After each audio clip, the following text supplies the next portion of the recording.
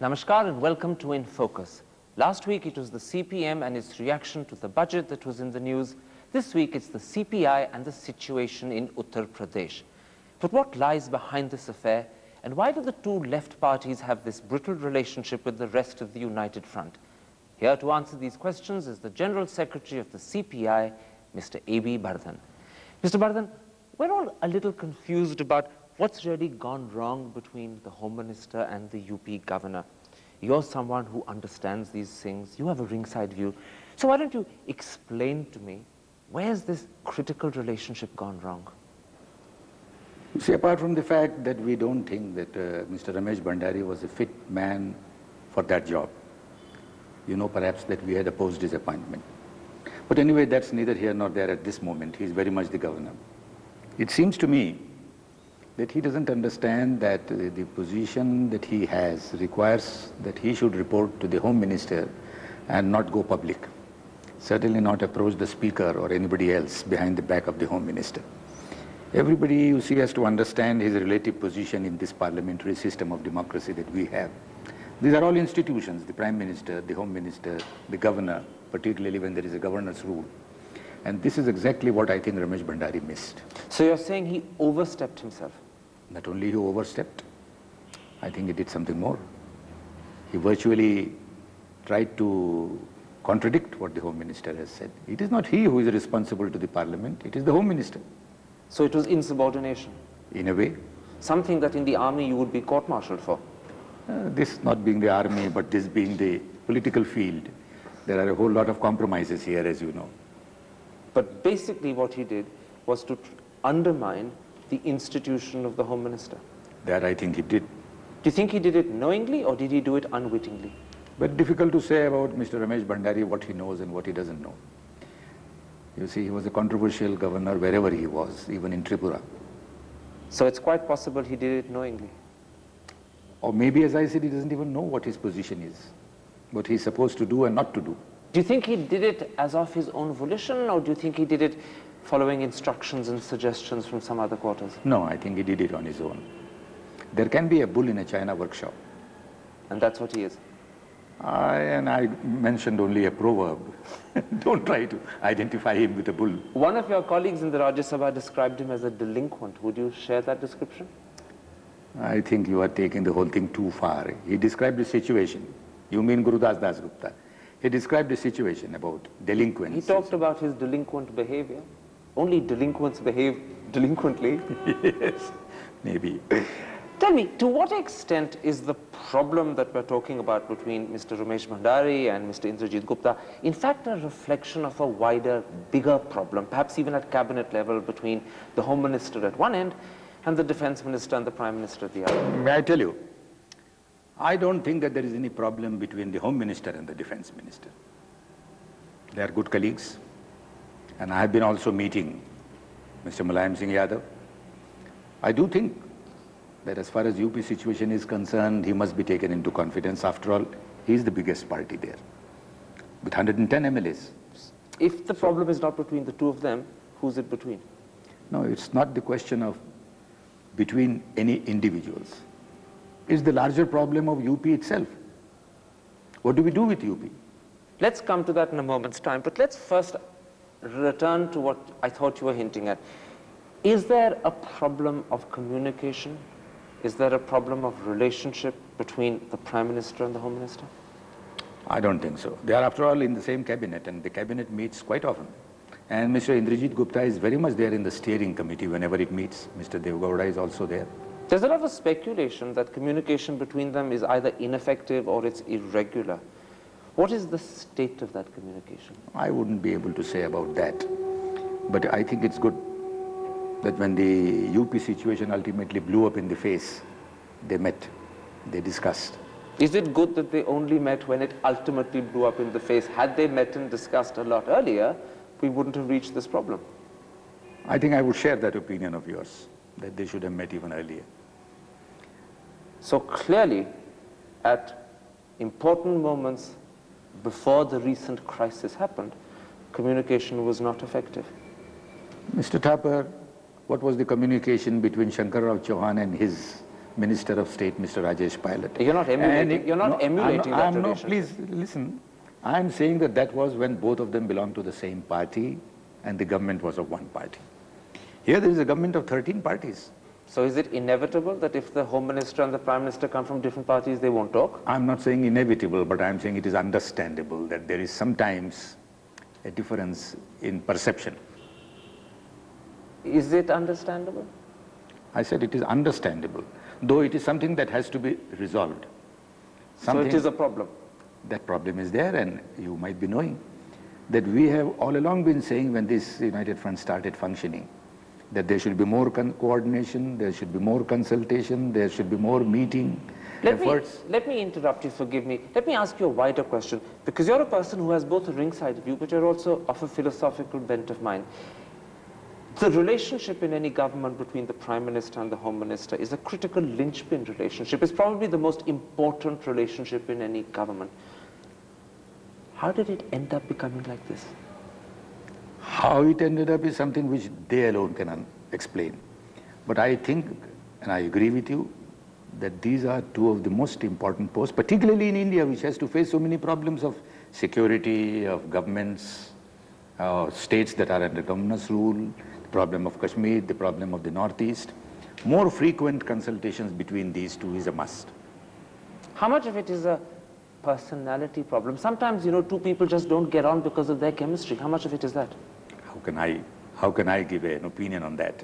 But you're not ruling it out. Ask the two personalities. But by the way, the personalities matter even when you are in one party. Even more so when you come from different parties with opposed ideologies. As I said. As is the case here. As is the case here. So therefore, there has to be greater effort. Okay, we're talking about efforts to resolve the situation. Do both parties have any understanding of where the situation went wrong? I think a certain lack of communication at a given point of time.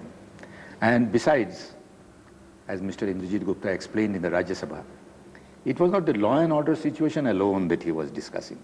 And by no means was he discussing, you see, any statistics of how many crimes were committed. Now, you're talking about the present manifestation, UP. I'm talking about the bigger, wider problem between the Prime Minister and the Home Minister that's actually stretched 10 months. How much of it, in your opinion, because you can help us understand these things, how much, in your opinion, arises from the fact that many times the Prime Minister has either sidetracked the Home Minister or seemingly ignored him or intervened in areas that should be within Mr. Indrajit Gupta's jurisdiction? How many times is that responsible? I will keep all those observations to you, except this, that I will say that such is the situation in our country and in this government, that as the leader of the team, the Prime Minister should have more consultations and should see that he meets more often, because all these areas are areas of crisis, areas of sensitivity. So it's necessary to meet more often. Did he not have this consultation because he didn't realize how important it was, or because he's just not used to being Prime Minister and does not handle these things? Why didn't he have this consultation? As I have said, I again leave all those adjectives to you, observations to you. But what is there so surprising? He is a man who came from a state background. He had no experience of national politics. Neither had Mr. Indrajit Gupta experience of running a government. So both of them, you see, are in a way fresh to their jobs, the jobs and the challenges which they are supposed to face. All the more reason why they should meet together more often. Are you saying that if you make two inexperienced men, Prime Minister and Home Minister, this is bound to happen? No. I only say that when you are inexperienced, what you have to do is to come together more often so that you share the experience, whatever you have. But you know, people learn from experience, and wise men learn lessons from their mistakes. And if you look at what the press has said is the history of the Home Minister being sidestepped or ignored by the Prime Minister, then it's a continuing history. I mean, after Ramesh Bhandari was appointed without consultation, Mr. Padmanabh Iyengar's extension was given, then extended to a year's extension. And all of that happened with subterfuge or deceptiveness, it seems. It seems to me you are turning this into an indictment of the Prime Minister. No, I'm not. I'm asking. That is what I am not interested in. No, I'm not. Very much in the United I don't wish to indict the Prime Minister.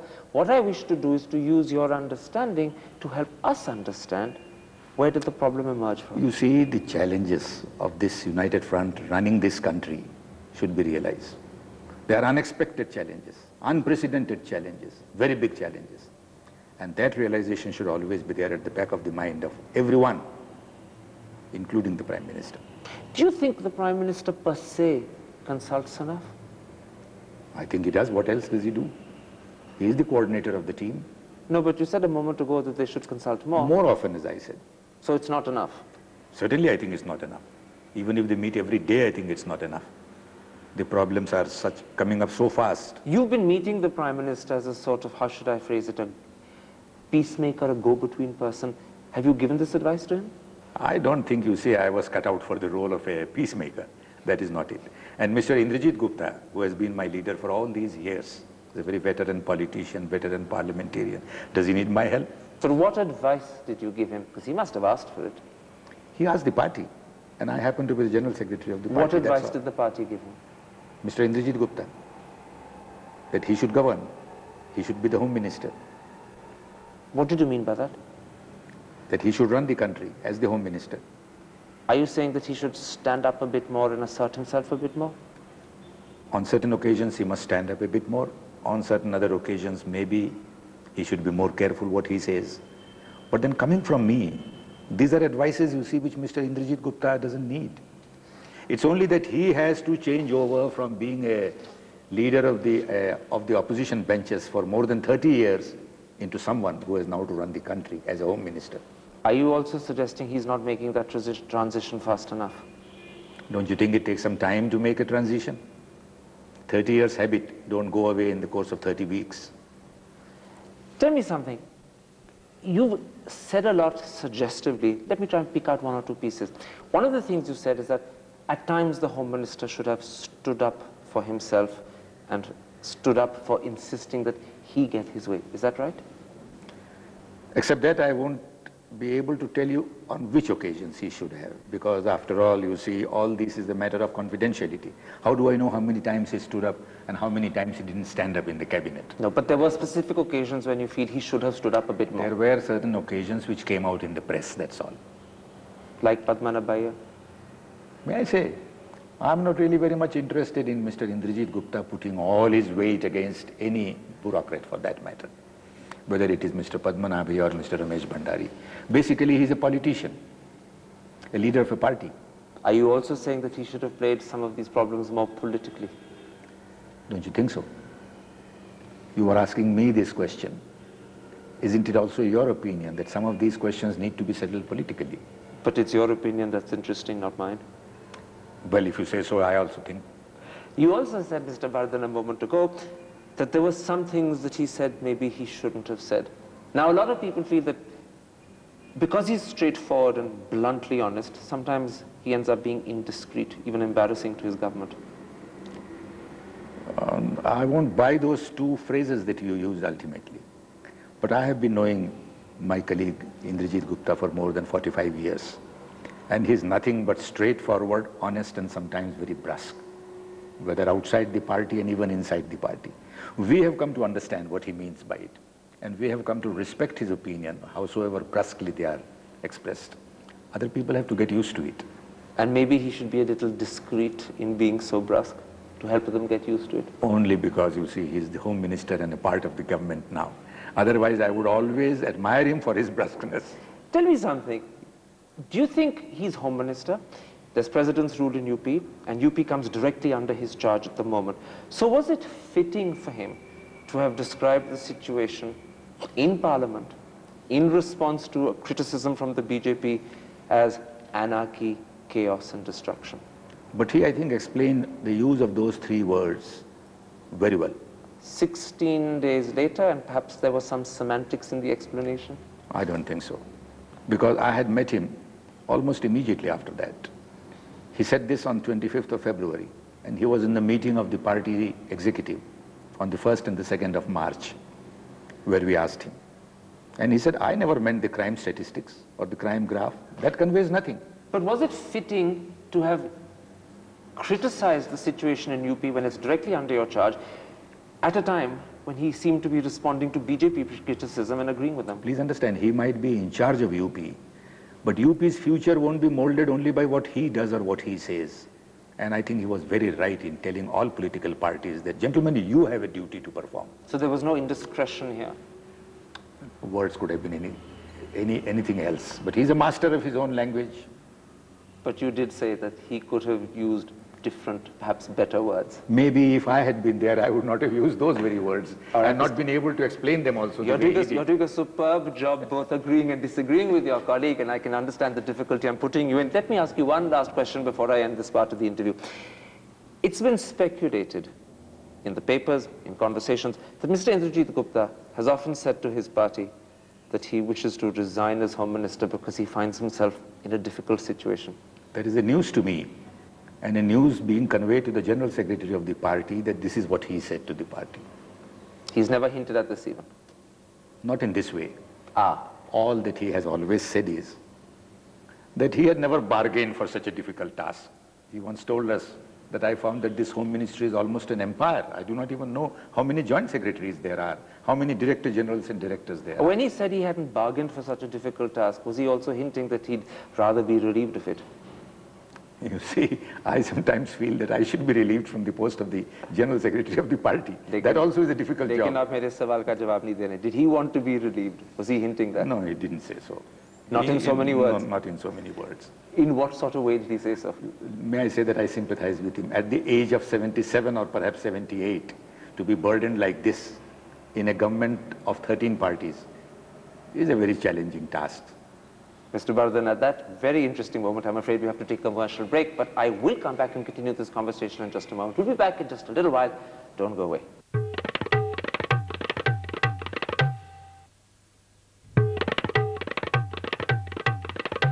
Welcome back to part 2 of our interview with the General Secretary of the CPI.